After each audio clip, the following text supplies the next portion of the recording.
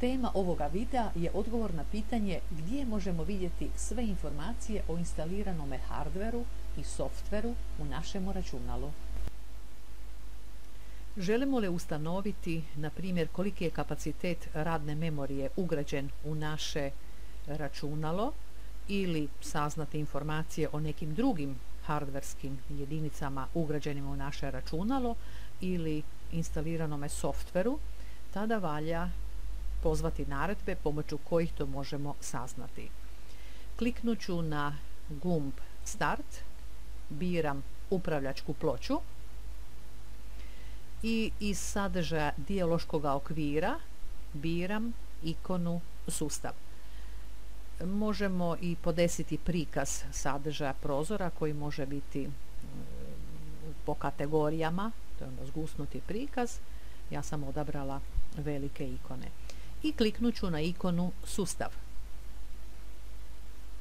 Otvara se novi dijaloški okvir u kojemu možemo pročitati osnovne informacije o sustavu, operativnom sustavu koji nam je instaliran.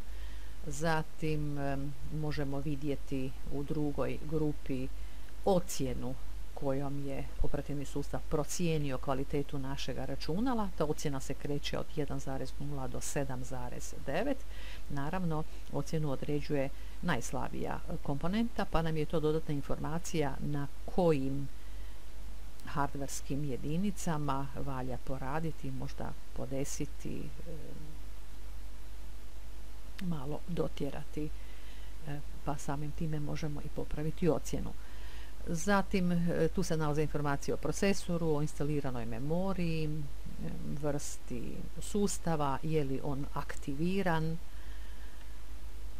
A za detaljnije informacije valja kliknuti na indeks zadovoljstva rada sa sustavom koji nam je instaliran, operacijskim sustavom, i otvara se novi dijaloški okvir gdje vidimo sve te informacije od ranije, a za još detaljniji prikaz valja kliknuti na prikaz i ispis detaljnih informacija o performansama i sustavu. Kliknut ću.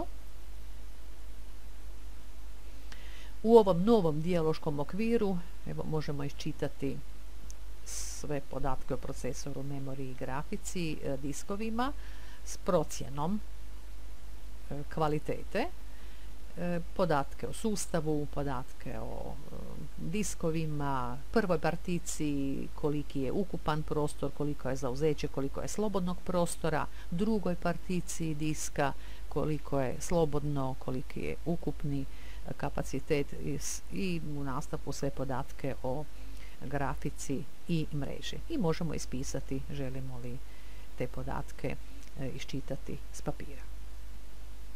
Vraćam se back, još jednom back, natrag na sadržaje dijaloškog okvira upravljačke ploče.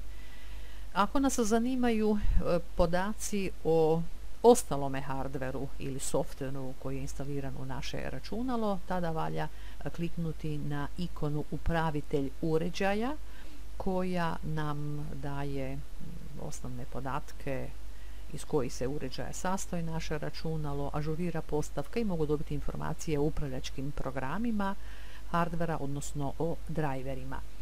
Kliknut ću na upravitelj uređaja. Otvara se novi dijaloški okvir u kojemu su detaljno ispisane sve komponente našeg računala.